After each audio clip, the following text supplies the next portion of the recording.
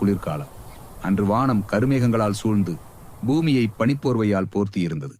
இந்த சில்லென்ற குளிரில் ஒரு பாம்பு பனியில் விரைத்து உயிர் போய்விடுமோ என்ற பயத்தில் சுருண்டு கிடந்தது. அதன் உடல் அசைவற்று கிட்டத்தட்ட இறந்து போனது போலவே தோன்றியது. அதே சமயம் அந்த பாதையில் இரக்க குணம் கொண்ட ஒரு விவசாயி சென்று கொண்டிருந்தார். வயலுக்கு செல்ல தன் தோளில் மண்வெட்டியுடன் அவர் நடந்து கொண்டிருந்த போது வழியில் சுருண்டு கிடந்த பாம்பை பார்த்தார். ஐயோ பாவம், இந்த குளிரில் இதற்கு என்ன நேர்ந்ததோ என்று எண்ணி அதன் நிலையை எண்ணி வருந்தினார்.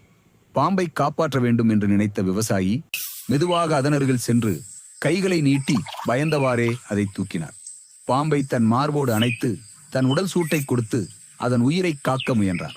விவசாயியின் உடல் வெப்பம் பட்டதும் பாம்பு மெல்ல மெல்ல அசைவற்று இருந்த அதன் உடல் மீண்டும் உணர்வு பெறத் தொடங்கியது. சிறிது நேரத்தில் பாம்புக்கு முழுமையாக உணர்வு வந்ததும் அதன் இயல்பு குணம் வெளிப்பட்டது. தன்னை காப்பாற்றிய விவசாயிக்கு நன்றி சொல்வதற்கு பதிலாக அது ஆத்திரத்துடன் அவரை பலமாக கடித்து விட்டது.